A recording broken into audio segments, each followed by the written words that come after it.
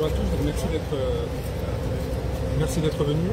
On est aujourd'hui face à une situation extraordinairement inquiétante où un homme, coupable d'avoir écrit et parlé, d'avoir tenu des discours et écrit des ouvrages, Kémy Séba, fait face à 30 ans de prison en France du fait de poursuites qui sont mises en œuvre à son encontre par l'État français en représailles de son engagement contre le néocolonialisme et contre les abus que les régimes france-africains produisent, notamment en Afrique de l'Ouest.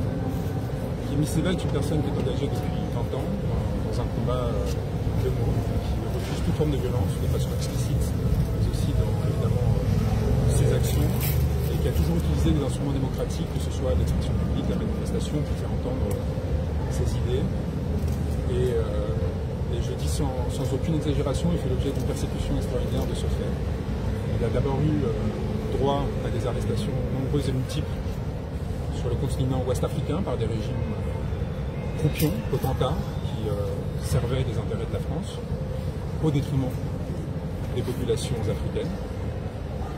Il a ensuite, du fait de cet engagement, fait l'objet d'une privation, d'un retrait de sa nationalité, dans le cadre d'une disposition qui avait été créée par Édouard Daladier, président du Conseil sur la Troisième République coloniale, qui avait signé les accords de Munich et créé les camps dans lesquels des juifs, des résistants seraient enfermés. Donc une disposition évidemment inique, héritière des dispositifs coloniaux sur évidemment l'indigénat et les doubles statuts, triples statuts que l'on crée selon la couleur de peau, selon l'origine, et que l'on a utilisé pour la première fois contre quelqu'un du fait de ses idées, du fait de son engagement, du fait de ses paroles.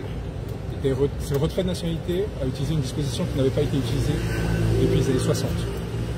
Ça faisait, et qui a été utilisée en tout une dizaine de fois maximum. Il n'y avait pas de jurisprudence quand on a étudié. Kémy Séba a refusé de plier, a refusé de quémander quoi que ce soit. Il a accepté le geste, il a répondu de façon très symbolique et transparente en brûlant son passeport, tout le monde l'a vu. Et il a continué à défendre les causes qu'il défend depuis qu'il a 20 ans. Cet homme aujourd'hui est donc dans les géoles de la DGSI, des services de renseignement de ce pays, au moins 4, dans des conditions qui ne sont pas agréables comme vous pouvez l'imaginer, privé de liberté, selon moi de façon arbitraire depuis 48 heures. Cela pourrait être prolongé jusqu'à 96 heures avant qu'il soit présenté au juge et donc poursuivi pour des faits criminels qui lui font encourir 30 ans de prison, à savoir intelligence avec une puissance étrangère en vue de susciter des actes d'agression, d'hostilité à l'égard de la France et d'atteindre aux intérêts fondamentaux de la nation. C'est une disposition qui est issue du Code militaire, donc qui a vocation à s'appliquer à des militaires, à des hauts fonctionnaires, à des personnes qui, dans le passé, ça a été vu, qui ont volé des plans de centrales nucléaires, qui ont travaillé avec des services de renseignement. Ce n'est évidemment pas le cas de Kémy Séba, et surtout c'est une disposition qui ne peut s'appliquer que si vous cherchez à provoquer un conflit armé ou que vous nourrissez un conflit armé existant avec la France ou cherchez à atteindre à son intégrité territoriale et sa souveraineté. Donc des dispositions particulièrement graves auxquelles Kémy Séba n'a évidemment pas souscrit. Et évidemment, une condition de cette infraction supplémentaire, c'est le secret. Kémy Séba n'a jamais masqué, et là pourtant lui a été lourdement reproché, ses actions et partenariats avec de très nombreuses forces géopolitiques qui font contrepoids à la puissance états-unienne et de façon générale, selon ces termes, à l'Occident, que ce soit le Venezuela, Cuba, la Russie et bien d'autres. Il a toujours assumé et mis en valeur ce qu'il considérait comme des partenariats géostratégiques et géopolitiques fondamentaux pour permettre l'émancipation des peuples africains et jamais pour s'asservir à une nouvelle puissance. Il avait d'ailleurs rappelé en Russie aux autorités russes, dans un discours public qui a été vu des millions de fois, en leur faisant très clairement comprendre que s'il comptait prendre la place de l'ancien colon, il ne pouvait pas compter sur lui, ni sur le peuple africain, et qu'il lui ferait voir son sérieux. Et donc on cherche à partir de là à construire un prétexte en fait, pour détruire cet homme, le mettre à l'ombre, et probablement pour venger l'humiliation que ressentent une partie des dirigeants français suite à l'effondrement en fait de ces dispositifs france-africains qui ont longtemps alimenté, y compris financièrement, les élites de ce pays. Robert Bourgi le rappelait encore il y a quelques jours, avec le fonctionnement de mallette entre les régimes alliés de la France et les élites dirigeantes françaises. Et pour avoir dénoncé cela, pour s'être opposé à cela, pour avoir contribué à s'assurer qu'il y ait un changement dans un certain nombre de pays qui permettent de remettre la souveraineté africaine au devant de la scène, eh bien, il a le droit à une vengeance mesquine qui pourrait avoir des conséquences gravissimes, bien au-delà, encore une fois, de sa situation à lui, parce que, je vous rappelle, M. Seba n'a ni connu ni incité à un quelconque acte de violence, cela ne lui est même pas reproché, et il n'a fait qu'utiliser des mots. Et si on a inventé en France des dispositions pénales pour interdire que les délits de presse fassent l'objet d'une contrainte de corps, c'est-à-dire puissent amener à un placement en détention ou même en garde à vue, c'est bien parce que l'on sait très bien les conséquences que les lettres de cachet peuvent avoir sur la démocratie et sur la souveraineté du peuple. Aujourd'hui, avec Kémy Séba, on décide d'invoquer une disposition qui n'est jamais appliquée contre des citoyens, a fortiori contre des journalistes ou des intellectuels, pour le faire taire et pour l'écraser. Et donc nous sommes sur une situation qui devrait tous nous inquiéter. Alors j'ai lu beaucoup de portraits assez insupportables d'ailleurs, assez réguliers, concernant la supposée personnalité de M. Séba, son passé et ainsi de suite. Ça a été 1000 fois détaillé, 1000 fois décrit. Surtout, ça ne doit pas vous faire masquer cette réalité. Cet homme est persécuté du fait de mots et encourt 30 ans de prison du fait de mots qu'il a utilisés. Cela pourra demain s'appliquer à n'importe lequel d'entre vous. Et surtout, ceux qui sont le plus exposés dans cette situation-là, ce sont les journalistes français qui exercent à l'étranger et qui, parce qu'ils auraient un lien avec les gouvernements français, parce que par exemple l'AFP est financée par le gouvernement français, ou parce que Le Monde a justement un certain nombre d'aides publiques et ainsi de suite, pourraient à son tour, que ce soit par représailles ou tout simplement parce que plus personne ne donne l'exemple, parce qu'on est dans un monde où désormais on peut arrêter des journalistes, des militants, des activistes du fait de leurs mots sans aucune contrainte particulière, sans aucune protection légale, eh bien ils pourraient à ce tour se retrouver exposés à cela et ces régimes pourront invoquer des affaires comme celle de Kémy Séba pour légitimer leur acte et mettre en œuvre ces dispositions. Kémy Séba, par ailleurs, comme vous le savez, est titulaire d'un passeport diplomatique parce qu'il a été nommé conseiller spécial du président du Niger, du chef d'État nigérien. Cela aurait dû lui permettre de circuler librement dans l'espace Schengen. Il était évidemment sur le territoire européen de façon légale. Il ne faisait l'objet d'aucune interdiction de territoire. Il avait obtenu son visa grâce aux autorités espagnoles dans le cadre d'un ordre de mission, d'une note verbale qui ont été transmises légalement. Et donc, il aurait dû, dans le pire des cas, même si ça m'apparaît injustifié, être déclaré persona non grata et expulsé et tout simplement renvoyé au Niger. Ça n'a pas été le cas. Évidemment, on s'assied non seulement sur les conventions de Vienne relatives aux missions spéciales, particulièrement sur ce point-là, mais également sur les usages diplomatiques qui, sur ces questions-là, sont quand même assez clairs. Lorsque un pays de l'Union européenne accueille une personne qui est dans le cadre de la mission spéciale, qui est donc une disposition spécifique des conventions de Vienne, par courtoisie, les autres États de l'Union européenne respectent évidemment les protections diplomatiques qui lui sont accordées. Ça n'a pas été le cas. On ne le revendique pas spécialement parce que, par ailleurs, M. Séba est parfaitement innocent des faits qui lui sont reprochés. Mais par contre, on a parfaitement conscience de l'instrumentalité de cette procédure. C'est des procédures qui ne peuvent être initiées qu'avec un accord politique, que sur instruction gouvernementale. Il n'est pas à la DGSI pour rien. Et nous savons parfaitement comment la procédure judiciaire peut être orientée pour, de façon arbitraire et sans jugement, le maintenir en garde à vue, donc 96 heures, mais éventuellement derrière en détention provisoire, plusieurs années, sans jugement, sans contrôle réel de la part d'un magistrat. Et nous savons parfaitement que c'est ce jeu-là auquel jouent les autorités françaises. J'ai parlé de Kémy Séba parce que c'est aujourd'hui la personne que je représente pour des raisons qui ont trait à la pratique simplement de notre robe. J'ai décidé de ne pas représenter à ce stade la deuxième personne qui m'avait désigné, qui a été arrêtée avec lui, qui est aussi un membre d'Urgence panafricaniste et à qui sont reprochés les mêmes faits. Je n'ai pas le droit, puisque la garde à vue est encore en cours, de vous faire part de ce qui est dit, du contenu de ces échanges, évidemment, et de la procédure judiciaire. Mais ces éléments que je vous transmets sont, à mon sens, suffisants pour vous permettre de vous rendre compte de la gravité de la situation, et quel que soit notre positionnement politique, idéologique, ou la perception qu'un certain nombre de médias peuvent créer du personnage et de M. Sebha, qui d'ailleurs ne correspond en rien à la réalité, inquiéter des citoyens français sur la dérive que l'on connaît depuis un certain temps en France par rapport aux libertés fondamentales, évidemment, et en particulier sur les questions africaines, sur nos rapports avec le continent africain et sur notre incapacité à prendre acte de ce qu'un monde est fini et qu'un nouveau est en train de naître, et qu'il s'agit maintenant d'ajuster et de cesser de faire payer ce que l'on considère être une défaite ou une humiliation à des personnes qui l'auraient causé.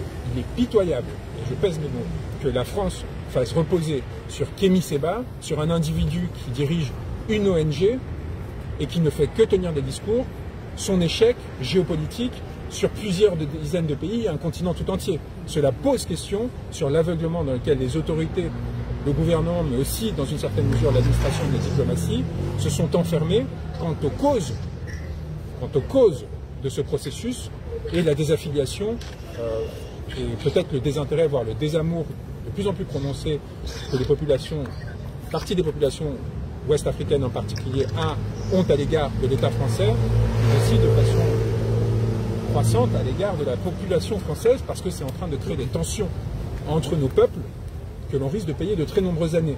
Et je pense que l'arrestation de Kémy Sebha va être très mal reçue chez de nombreuses personnes, en particulier sur le continent, et que le gouvernement et l'État français agissent de façon irresponsable également à l'égard des intérêts français et de leurs ressortissants. Allumer le feu de cette façon m'apparaît particulièrement dangereux. Encore une fois, quand à l'inverse, Kémy Sebha a dans tous ses discours systématiquement fait la différence entre les élites françaises qu'il considère oligarchiques et le peuple français. Et ça, c'est un point fondamental parce que lui a toujours eu à cœur de tenter de maintenir un lien entre des populations. Et ce lien-là, il est en train d'être brisé et massacré par les autorités françaises. Si vous avez des questions, je suis évidemment à votre disposition. Juste une question. Aux États-Unis, le mouvement Uhuru s'est vu accusé des mêmes chefs d'inculpation que Kémy Sebha. Que pensez-vous de ce lien? Je n'ai pas d'informations sur cet élément et surtout, ce n'est pas un dossier que je représente, donc je ne peux pas me prononcer sur cette question. Est-ce que vous pouvez nous rappeler les conditions d'interpellation, si vous les connaissez, de Kémy Sebha? C'était quand? C'était où précisément? Est-ce que ça a été violent ou pas? Le seul élément que je peux vous partager, c'est que Kémy Sebha a été insulté, a été projeté contre une vitre de façon violente par une dizaine de personnes cagoulées. D'accord? Donc, M. Sebha a toujours répondu à toute convocation qui lui avait été adressée par une quelconque autre autorité de justice, où que ce soit. Kémy Sebha n'a jamais fui ses responsabilités dans un quelconque autre pays, et il a montré qu'il n'avait pas peur de la prison, qu'il n'avait pas peur de la justice, et qu'il assumait l'ensemble des actes qu'il commettait. Cet homme-là a été arrêté, à mon sens, de façon lâche et violente et excessive, par donc des membres de la DGSI cagoulés qui l'ont, dans la rue, violemment arrêté, puis après évidemment placé en garde à vue, où en garde à vue, ses droits sont formellement respectés. C'est-à-dire qu'il n'y a plus de violence, à mon sens, et de ce que je sais, depuis le placement en garde à vue, en tout cas jusqu'à ce stade. En tout cas sur les conditions de détention, ce qui m'apparaissait en effet important de vous donner ces éléments qui sont de nature à se poser des questions. Parce que M. Sebha, et c'est un point qui est important d'aborder, peut-être en France en transit, comme vous le savez, il y a des membres de sa famille qui sont restés en France. Une chose, c'est d'enlever les papiers d'une personne, une autre, c'est de l'arracher aux personnes qu'il aime et qu'il a aimées, qu'il comptait revoir après justement la procédure vexatoire qu'il a subie, qu'il comptait accompagner pour l'un d'entre eux dans des conditions sanitaires qui sont extrêmement dégradées et qu'il avait besoin du coup d'accompagner, en l'occurrence son père, c'est un point fondamental. Il avait par ailleurs, parce que c'est un élément fondamental, c'est un opposant béninois, et c'est une question qui est fondamentale aussi dans la procédure en cours, c'est que l'hypothèse, il y a plusieurs hypothèses, mais l'hypothèse qui consiste à faire une faveur au président, j'allais dire président, au potentat béninois, Patrice Talon, qui mène une chasse aux sorcières contre ses opposants aujourd'hui, et qui cherche à nettoyer complètement l'espace politique afin de se faire réélire dans des conditions qui ne seront pas justifiées et qui ne permettront pas au peuple béninois de se faire entendre. Et évidemment une hypothèse qui m'apparaît sérieuse. On sait parfaitement qu'aujourd'hui, Kémy Sebha, s'il est renvoyé au Bénin dont il a la nationalité, sera immédiatement arrêté et encourra là aussi la perpétuité pour des délits politiques.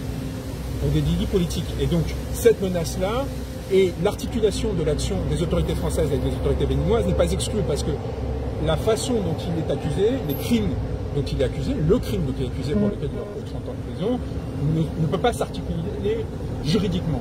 Il n'y a pas de fondement à l'accusation qui est portée sur M. Seba. Donc la question c'est pourquoi cette menace? Est-ce que la France a décidé d'adopter les politiques poutiniennes et de prendre en otage un individu pour faire contrepoids à la situation qui touche au président Bazoum au Niger, par exemple, et pour essayer de faire chanter les autorités nigériennes? Est-ce que la France cherche à nettoyer l'espace politique béninois en lieu et place de M. Talon pour s'assurer qu'il n'est pas un opposant lors des prochaines élections de nature à lui faire perdre cette élection? Est-ce que c'est une vengeance par rapport à ce qui s'est passé ces dernières années en Afrique de l'Ouest? Est-ce que c'est une combinaison de ces facteurs? En tout cas, il y a suffisamment d'éléments à charge contre les autorités françaises aujourd'hui et très peu d'éléments à décharge, parce qu'encore une fois, sans que je puisse ne rentrer sur le détail de la procédure, à ce stade, il n'y a rien qui puisse sérieusement être reproché à M. Seba. Juridiquement parlant, quelles sont les marges de manœuvre que nous avons ici pour manifester? Je pense qu'il est très important que les autorités françaises sachent que les ressortissants français et de façon générale les opinions publiques africaines et ouest-africaines n'acceptent pas que l'on arrête l'un des leurs pour des délits d'opinion et qu'on leur fasse encourir pour ces délits d'opinion et ou de presse jusqu'à 30 ans de prison. M. Seba porte un combat d'émancipation, il a le droit de le faire, il est légitime à le faire, et il faut qu'il soit protégé, tant qu'il respecte la loi, évidemment, dans cette façon d'agir. C'est bien, ça fait 48 heures qu'il est en garde à vue pour motif d'intelligence avec une puissance étrangère, et quel autre motif? Atteinte, le même crime, mais cette fois pour 10 ans de prison, parce qu'il aurait atteint aux intérêts fondamentaux de la nation. Ce qui est en fait la même version de la première accusation, mais délavée, beaucoup plus large.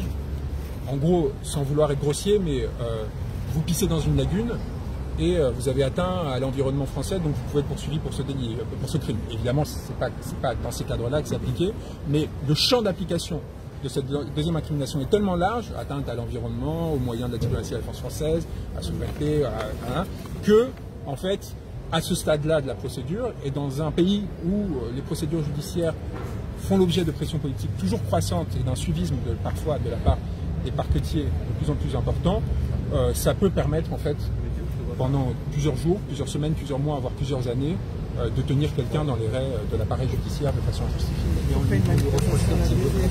Donc je ne peux pas rentrer sur le contenu de la garde à vue, mais il n'y a rien dans ce qui a été énoncé, la seule chose que je peux dire dans le cadre de cette procédure, qui ne soit pas publiquement connu, discuté. Il n'y a aucun élément, entre guillemets, caché des activités de Kémy Seba qui serait en train de ressurgir. Tout ce sur quoi il est interrogé est dans l'espace public, revendiqué et assumé par M. Seba lui-même. Donc à partir de là, je pourrais vous en dire plus une fois qu'on aura garde à vue sur le. Est-ce que le Niger a essayé de l'aider comme représentant spécial du Je vous renvoie aux autorités nigériennes sur ce point. Voilà. Je ne sais pas s'ils ont apporté une aide. Je respecte la souveraineté des autorités nigériennes et c'est à elles de décider, si elles le souhaitent, de s'exprimer publiquement, quand elles le souhaiteront, ou de faire les démarches qu'elles le souhaiteront. Vous l'avez vu, Kémy Seba? Je l'accompagne évidemment au cours de la garde à vue depuis le début, tous les interrogatoires obligatoires, et j'essaie de l'accompagner dans cette situation. Il est serein. Il est serein parce que ce n'est pas la première fois qu'il fait l'objet d'une arrestation ou d'une privation de liberté arbitraire. Il sait parfaitement. Il y a justement aussi une stratégie de transparence parce qu'il sait très bien que le secret ne peut aller qu'à son détriment. Donc depuis le début, il a toujours assumé l'ensemble des choses qu'il faisait dans le but de ne pas se retrouver dans une situation où on pourrait prétendre qu'il aurait comploté. Parce que l'intelligence avec l'ennemi, je vous rappelle, l'un des critères fondamentaux, c'est le secret. Or, Kémy Seba n'a rien fait de secret. À aucun moment, il n'y a, en tout cas à ce stade de la procédure, et on est à un stade suffisamment avancé pour penser qu'il n'y aura pas de doute à cet égard, ne serait-ce que de par ce simple critère, l'infraction ne pourrait être retenue. Est-ce que l'ennemi sera défini? Cette ennemi, c'est large. Est-ce qu'un pays sera désigné? Là, on rentre dans le contenu de la garde à vue, et je pourrais vous répondre dès qu'on... C'est à l'issue de la garde à vue, c'est ça? Oui, mais comme vous le savez, à la DGSI, on aime poser beaucoup de questions sur vos opinions politiques, sur vos orientations idéologiques, sur vos vos amis. Le spectre est large en fait. Ça peut aller des Antilles, de la Calédonie, à la Russie. Ils essayent de... Et puis c'est le propre de quelqu'un qui est engagé pour la cause noire partout dans le monde. Donc à partir de là, c'est-à-dire qu'on peut frapper sur l'ensemble, comme vous dites, sur un spectre qui peut traverser 5 continents. En fait, parce que Kémy Séba, et vous le savez, mais les personnes qui vous écoutent ne le savent pas, a toujours eu cœur de créer le lien entre les populations noires et afrodescendantes partout dans le monde, en fait, et de s'assurer, parce qu'il y a une similarité de conditions dans beaucoup de continents et dans beaucoup d'États et de régions.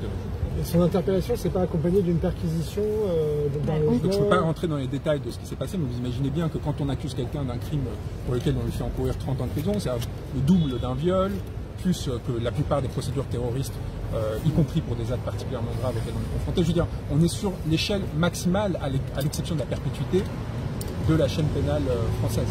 On est dans une situation, et par ailleurs sur un crime qui n'est quasiment jamais mobilisé, et quand il l'est pour, encore une fois, pour des militaires, des hauts fonctionnaires, des personnes qui ont soit trahi, soit espionné, en intelligence, donc, comme les termes le disent, avec une puissance extrême. Kémy Séba n'était ni en position d'espionner, comme vous l'imaginez bien, il n'avait pas de complicité active au sein de l'État français, ni d'accès à ses archives, et il n'était pas en mesure de trahir dès lors que tout ce qu'il fait a été toujours assumé publiquement. Et c'est là où en fait l'articulation entre trahison et secret est fondamentale. Pour trahir, il faut avoir caché quelque chose. Il faut masquer en fait. Et en l'occurrence, par ailleurs, il n'y a ni trahison, ni évidemment ni masque. Et donc vous confirmez bien l'exceptionnalité en fait du fait que ce soit un citoyen, un individu. Bien sûr, on n'est pas du tout, et on n'est même pas dans les procédures qui ont été intentées jusqu'ici contre Kémy Séba dans plusieurs pays, ou même en France. On est sur quelque chose qui change complètement de dimension, et pas que pour Kémy Séba. Encore une fois, ce qui est en train d'arriver à M. Séba est quelque chose qu'on a connu dans un certain nombre de dictatures qui pousse le curseur de l'instrumentalisation de l'appareil judiciaire très très loin. C'est très rare. C'est très rare. Ça m'est arrivé au Sénégal quand j'étais arrêté par Macky Sall, j'encourais la perpétuité, ainsi qu'à tous les opposants que je défendais. Mais c'est dans des situations de crise particulièrement lourdes, dans des régimes qui eux-mêmes sont en train de passer du côté des dictatures, des régimes autoritaires, que l'on se retrouve dans des circonstances comme celle-ci. Comment voulez-vous que l'on s'adresse à la Russie pour essayer de faire libérer des prisonniers politiques détenus là-bas sur le fondement d'être agents de l'étranger, d'être et ainsi de suite? Pourquoi? Parce qu'ils participaient à une ONG, parce qu'ils travaillaient avec des médias. Si nous-mêmes commençons à reproduire aujourd'hui ces mêmes dérives, on est sur une situation qui risque de nuire aux intérêts fondamentaux de la nation, mais pas pour les raisons que la DGSI invoque aujourd'hui, à mon sens. C'est la première fois qu'il est arrêté par la DGSI. Depuis que je le représente, oui, bien sûr. Ça fait plusieurs années, et donc en gros, depuis la fondation de l'ONG l'Urgence panafricaniste, et je pense qu'auparavant il n'avait jamais eu affaire avec la DGSI, c'est la première fois qu'il était arrêté avec la DGSI, qu'il était suivi au titre du renseignement par les services, par le renseignement à la DGSI, ainsi de suite, c'est fort probable, c'est sûr. Mais en tout cas, qu'on judiciarise et qu'on le mette dans les géoles, et ça c'est une étude. Et on n'a pas pris la parole, et on prend la parole, et c'est très important de le préciser, parce que des fuites sont intervenues, probablement pour le délégitimer, et qu'on est obligé, dans ces circonstances, d'essayer en fait, de clarifier un certain nombre de points, et encore une fois, de ne pas relativiser. Ce n'est pas une petite mesure ponctuelle, comme malheureusement on a commencé à s'y habituer en France ces dernières années avec des gardes à vue arbitraires et ainsi de suite, que ce soit pendant les mouvements sociaux ou ailleurs. On est sur une situation de criminalisation particulièrement lourde et inédite, à mon sens en France, d'un opposant politique, d'un intellectuel et d'un activiste. Dans le cas où nous souhaitons organiser les manifestations devant la DGSI, est-ce que ça les dessert ou pas? Je pense que vous aurez du mal à voir au regard du régime actuel sur ces questions. En France, l'autorisation, je pense que si vous le faites à une distance raisonnable comme ici, ce serait légitime et ça appartiendra évidemment à chacun d'entre nous de décider si c'est pertinent de le faire ou pas. Là, je ne peux pas, en tant qu'avocat, me prononcer. La seule chose que je peux vous dire, c'est que dans les circonstances actuelles et de façon générale, il est important, encore une fois, non pas par positionnement idéologique, mais par attachement à un certain nombre de principes et de règles, de fixer des limites à ce que l'État peut faire et de la direction qu'il peut prendre. Et en l'occurrence, je pense qu'on a touché cette limite aujourd'hui. Il y a une précision sur le communiqué d'urgence panafricaniste. Ils disent qu'ils rentrent un visa J'ai pas lu le communiqué de l'agence panafricaniste. l'ISAD. Est-ce qu'il y a un passeport diplomatique? Non, je reprécise à nouveau, passeport diplomatique avec note verbale et hors de mission, qui nous permet d'obtenir un visa Schengen normal, une autorisation de circuler sur l'espace Schengen pendant une durée déterminée. On était dans cette durée. Des activités qui étaient prévues dans l'ordre de mission étaient couvertes. C'était des activités publiques, c'était des conférences, il n'y avait pas de faux semblants ou quoi que ce soit, c'était très clair. Il devait par ailleurs rencontrer des opposants béninois, c'est le point que je n'ai pas abordé jusqu'ici, pour justement réfléchir à une situation qui est en train de se dégrader, avec en 2 mots au Bénin, des régimes donc alliés de la France, qui a créé une instance qui s'appelle la CRIET il y a quelques années, qui permet d'enfermer jusqu'à 30 ans de prison et plus des opposants politiques sur demande du président. Et donc on est face à une situation de violation systématique des droits fondamentaux dans ces territoires qui force en fait des personnes à se connecter, à se voir pour essayer de voir comment s'opposer démocratiquement et pacifiquement à cette politique. Je le rappelle pour ceux qui ne connaissent pas Kémy Séba, pour finir, Kémy Séba dans tous ses discours a prôné la non-violence de façon explicite. Aucune de ces organisations n'a jamais commis la moindre violence, aucune, et je dis bien aucun événement qu'il a organisé ou auquel il a participé n'a jamais dérapé ou produit des conséquences matérielles ou a fortiori humaines à l'égard de qui que ce soit. Et donc, M. Séba et ses livres et ses discours sont transparents. C'est des livres d'intellectuels qui sont profonds, qui essaient d'analyser géopolitiquement, idéologiquement, évidemment, philosophiquement, la condition noire et les conditions de son émancipation à l'avenir. Il n'y a pas du tout, depuis la création de l'urgence panafricaniste, et en tout cas, et c'est le dernier point, peut-être que je peux vous donner sur la procédure, sur la période de prévention, le moindre, mais c'est même pas la moindre poursuite judiciaire pour un de ces faits. Il n'a jamais été poursuivi en France pour provocation à la commission de crime ou délit, pour appel à pour diffamation, pour injure, pour un quelconque mot. Et pourtant, paradoxalement, on le poursuit pour intelligence avec des puissances étrangères ou assimilées, en vue de susciter des hostilités ou des agressions contre la France. C'est l'article 411.4, article 411.4 et 5 à partir de 2017. Excusez-moi, vous êtes aussi l'avocat d'Éric Djouti ou pas? Donc on a déjà répondu à cette question, je pense qu'ils pourront vous dire non. Ouais. Et donc la fin de la garde à vue, c'est prévu pour aujourd'hui? Non, il y aura, ça peut être prolongé jusqu'à 16 h. La discussion sur la prolongation elle. Après c'est présentation à des juges et pour et donc les échéances potentielles, c'est l'abandon des poursuites est théoriquement possible. Je doute qu'on ait fait autant d'efforts pour faire ce qui serait possible aussi, pour faire le spectacle et ainsi de suite. Mais le plus probable est que l'intention, non pas du parquet, parce qu'on sait en ces circonstances que c'est le gouvernement qui décide, c'est de le déférer et la question se posera donc devant un juge d'instruction et la question se poserait à ce moment-là, donc soit maintenant, soit dans 24 heures, soit dans 48 heures, selon la décision qui sera prise, de placer sous détention provisoire, sous statut de détention provisoire, sous contrôle judiciaire ou libre, selon les circonstances, en ayant mis en examen ou placé sous contrôle judiciaire s'il est présenté devant un juge d'instruction.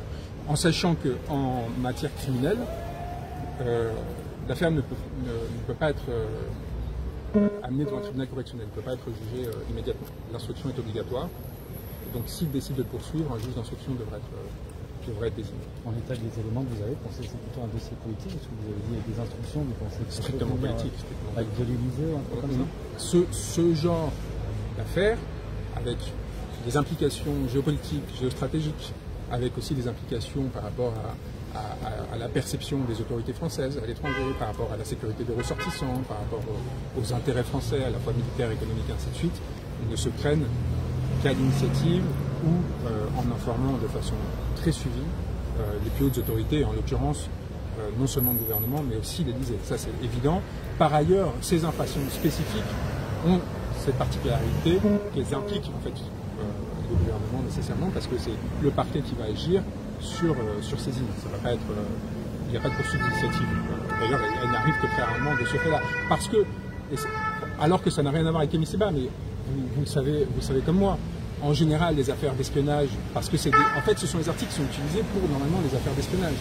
Et les affaires d'espionnage ou de trahison et compagnie se règlent par l'expulsion des personnels diplomatiques qui sont dans les ambassades ou qui ont fait l'objet d'espionnage, par par des négociations bilatérales et ainsi de suite, ou en ce qui concerne la trahison, donc en fait des hauts fonctionnaires, et ainsi de suite, pour le coup, soit discrètement, soit par une criminalisation, mais qui est initiée par l'autorité, évidemment, qui a souffert de l'acte de trahison. Là, on est dans un contexte inédit où on utilise ces dispositions contre quelqu'un dont, dès l'origine, ces dispositions n'ont pas été pensées pour cette affaire-là, pour ces situations-là. Elles n'ont pas été pensées pour être utilisées contre des opposants politiques.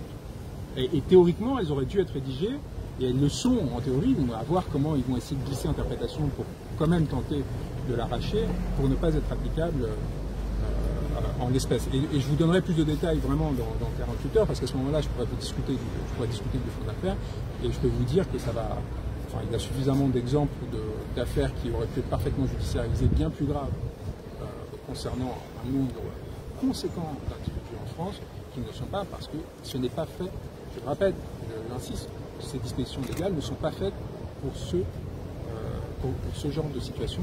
Et donc il y a un détournement de la procédure judiciaire, une instrumentalisation de la procédure judiciaire qui m'apparaît flagrante à ce stade. Monsieur Branco, dites-nous, nous Africains et afrodescendants, comment pouvons-nous juridiquement... Je n'ai pas d'instruction. Comment pouvons-nous juridiquement porter plainte contre la France pour qu'elle arrête de traumatiser, d'agresser, de violenter, de stresser les leaders panafricains et les Africains qui osent dire « nous voulons notre souveraineté, nous voulons vivre libre ». Donnez-nous un conseil, juridiquement, comment nous pouvons articuler cette histoire pour que la France entende et arrête de nous pourchasser, de nous tuer, de nous traumatiser. Comment pouvons-nous faire? Un conseil, sans facture. On va finir là-dessus. Moi, à ce stade, j'ai un homme à défendre, un homme qui encourt 30 ans de prison, un homme à libérer, et c'est à chacun, suivant ses orientations idéologiques, selon sa capacité, de faire le nécessaire pour s'assurer que ces situations ne se reproduisent pas et que de façon générale, personne ne puisse craindre. Parce que c'est évidemment le dernier effet qu'on cherche à générer, c'est la crainte, c'est l'intimidation, ça avait déjà été le cas avec le processus de retrait de nationalité. Pour l'anecdote, j'ai fait l'objet de procédures disciplinaires, je fais l'objet de procédures du barreau de Paris pour avoir défendu Kémy Séba dans cette procédure-là, parce qu'on considère que la comparaison de cette disposition avec d'autres événements de l'histoire n'était pas correcte, c'est inédit. Vous savez, les avocats ont le droit à l'immunité dans les écritures, c'est quand même un principe fondamental, parce qu'à partir de là, si vous restreignez leurs droits.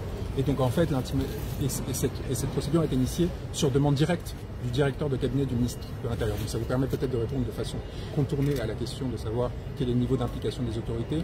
Si le directeur du cabinet du ministre de l'Intérieur fait poursuivre l'avocat de Kémy Séba, vous pouvez imaginer à quel niveau Kémy Séba est suivi dans le cadre actuel. Je vous remercie. J'ai juste une question, vous avez dit que ça a commencé, ça a reproché à 2017, c'est la création de l'urgence panafricaine. Non, il crée des préventions larges pour, vous voyez, comme en plus ils sont en matière criminelle, ils pourraient le faire sur 30 ans, ils essayent de frapper le plus large possible pour après resserrer sur ce qui les intéresse. Je ne peux pas vous dire plus sur le contenu, encore une fois, à ce stade. Je vous laisse, c'est avant-hier à 15h. À 15h, on a quelque chose, je ne sais plus quelle était la date. Oui, je suis désolé. Une dernière question.